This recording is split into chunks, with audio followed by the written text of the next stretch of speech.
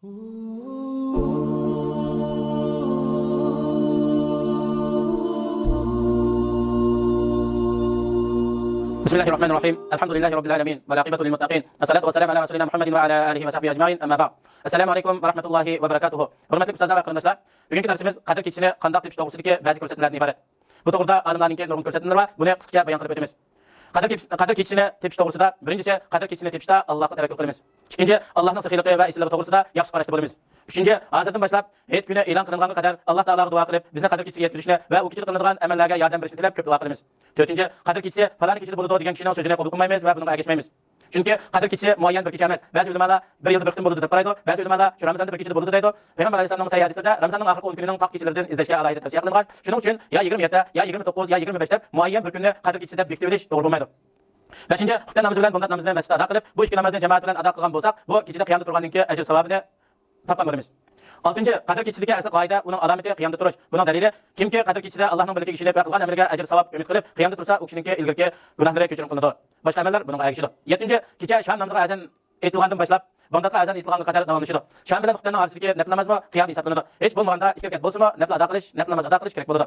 8. Ramazonning oxirgi 10 kechalarining taq kechalarida ibodatga baktirishalik qilib jup kechalarga asal qolmaslik kerak. Chunki oxirgi 10 kechininki hammasi qadr kechisi tepilish ehtimolligi bo'lgan kechalarni hisoblanadi. 9.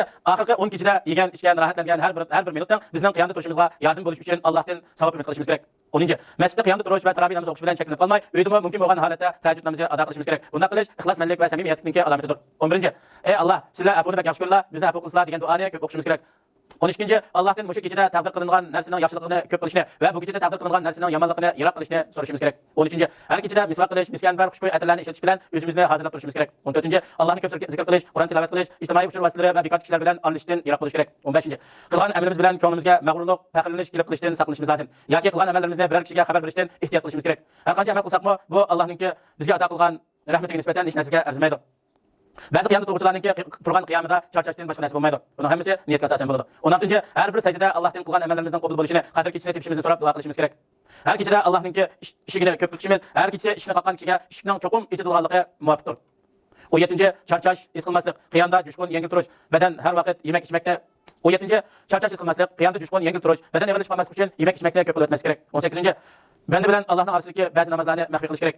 Shuning uchun namozlarda, unib namozlarda sajdani uzun qilib, ba'zi vaqtda bizning shu tilaklarimiz balkim sajdadagi duolarimiz bilan ijobat bo'lishi mumkin. Shuning uchun uyda nafl ibodatlarni qilgan vaqtimizda qiyom, ruku, sujudlarni uzun qilishimiz kerak. 19. Ramazonning oxirgi 10 kechasi kirishdan burun boshqalar bilan oramizdagi o'ch adovat bo'lgan bo'lsa, buni isloh qilib, ko'ngilimizni chiqarib, ko'nglimizni pok qilishimiz kerak. Chunki Allohning huzuriga samimiylik, faktlilik bilan birishimiz kerak bo'ladi. 20. Ramazonning oxirgi 10 kunida hech kishi bilan urush jidal, talash tortish qilmaslik kerak.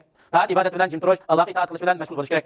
Garchi zulm qilinib qolgan taqdirdami, o'zimizning qarindoshlarimiz bo'lgandan keyin buni sukut qilib sabr qilishimiz kerak. 21. Qadr kechisi qiyomda to'liq turolmagan yoki qiyomda turishdan ojiz kelgan hech kishini tuvan ko'rmaslik kerak. Alloh uchun shunday hikmat borki, dilidagi iymon va yaxshi qarash ko'ra Alloh xolisa oz amalni qabul qilib, ko'p amallarni rad qilishi mumkin. 22. Oxirgi 10 kechining har kechasi suhur vaqtida, ya'ni bundan ilgari istig'forni ko'p o'qishimiz kerak.